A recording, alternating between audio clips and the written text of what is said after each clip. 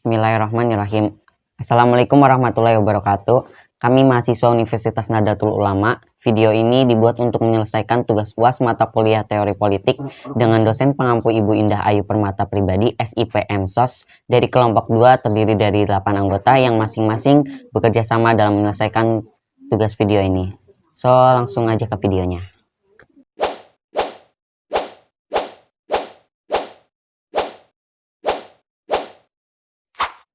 Definisi dan contoh kasus. Oke, di sini kelompok 2 akan menjelaskan tentang demokrasi yang berjalan di Indonesia dengan mengambil kasus RKUHP. RKUHP atau Rancangan Kitab Undang-Undang Hukum Pidana adalah peraturan perundangan yang menjadi dasar hukum pidana di Indonesia. Jangan menyimpang seperlunya dari Peraturan Presiden Republik Indonesia tertanggal 10 Oktober 1945 No. 2 menetapkan bahwa peraturan hukum pidana yang sekarang berlaku ialah peraturan hukum pidana yang ada pada tanggal 8 Maret 1942. Jadi, RKUHP bertujuan untuk melakukan penataan ulang bangun sistem hukum pidana nasional. Hal ini tentunya berbeda dengan pembuatan atau penyusunan rancangan undang-undang biasa yang sering dibuat selama ini. Melihat negara Indonesia adalah negara demokrasi, sedangkan definisi negara demokrasi adalah negara yang menganut sistem pemerintahan dengan mewujudkan kedaulatan rakyat atas negara untuk dijalankan oleh pemerintah negara. Demokrasi sendiri merupakan sebuah bentuk sistem politik suatu negara dan juga merupakan budaya politik suatu bangsa. Problematika RKUH dalam bernegara demokrasi, yaitu KUHP, dibuat di masa pemerintahan kolonial, maka sejumlah pasal yang ada dalam KUHP dibuat untuk menjaga kepentingan mereka. Keadaan hukum pidana tersebut telah menggugah kesadaran masyarakat Indonesia akan arti pentingnya pembaruan hukum.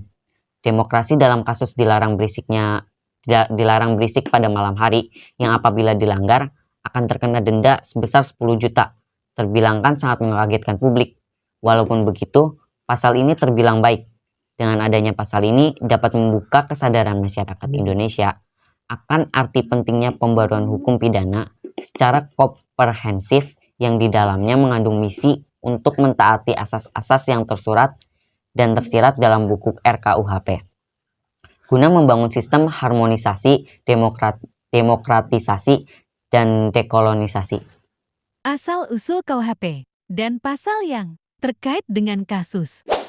Berdasarkan kasus yang telah disebutkan sebelumnya, Undang-Undang KUHP yang berkaitan dengan contoh kasus tersebut tercantum pada pasal 265 yang telah disahkan dengan bunyi, setiap orang yang mengganggu ketentraman lingkungan dengan membuat hingar-bingar atau berisik tetangga pada malam atau membuat seruan atau tanda-tanda bahaya palsu dikenakan denda sebesar 10 juta.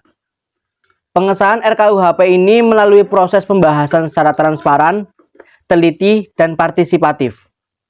Namun, pengesahan ini justru menimbulkan banyak kontroversi terhadap masyarakat karena dinilai terlalu membatasi kegiatan masyarakat pada saat malam hari.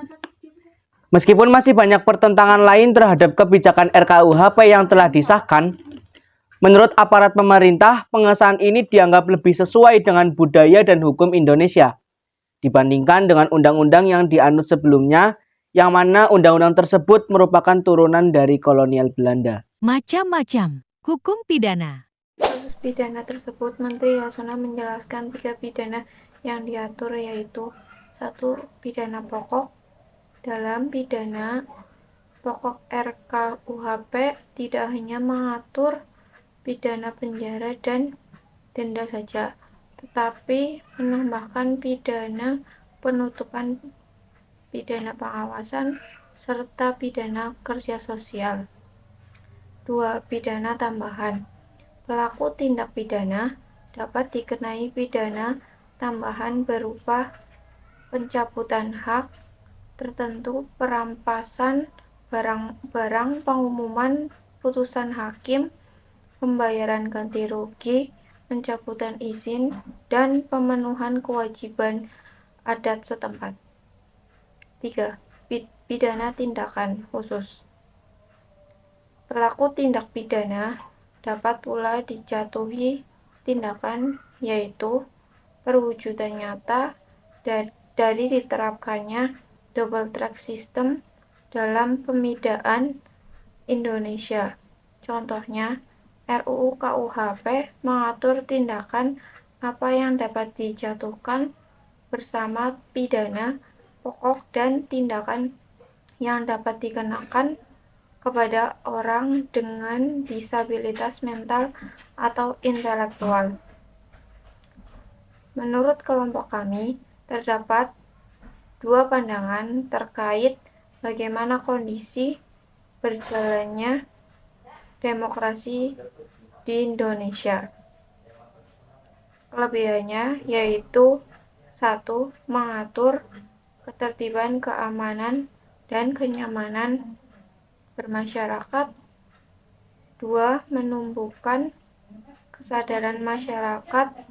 3. Mengatur keseimbangan antara kepentingan umum dan kepentingan pribadi. Adapun kelemahannya yaitu dengan adanya larangan tersebut membuat aktivitas masyarakat dibatasi oleh pemerintah, sehingga timbullah rasa tidak suka dari masyarakat terhadap pemerintah. Kesimpulan dan penutup. Jadi kebijakan RKUHP harus sesuai dengan budaya dan hukum di Indonesia. Akan tetapi pemerintah mengesahkan RKUHP yang banyak menimbulkan pro dan kontra, yaitu pada pasal 265 tentang mengganggu ketentraman dengan hukum pidana maksimal denda 10 juta. Sebelumnya yang telah dijelaskan bahwa Indonesia itu merupakan negara demokrasi yang seharusnya semua warga negara ikut andil dalam perumusan dan pembuatan hukum. Dalam pelaksanaan demokrasi masih terdapat kelemahan serta kelebihannya. Di sisi lain mengatur ketertiban dan keamanan masyarakat, sedangkan dalam sisi lainnya menimbulkan denda dan ditindak pidana oleh kepolisian. Demikian penjelasan dari kelompok kami. Apabila ada kekurangan atau penjelasan pemaparan yang kurang sesuai, mohon dimaafkan. Sekian dan terima kasih. Wassalamualaikum warahmatullahi wabarakatuh.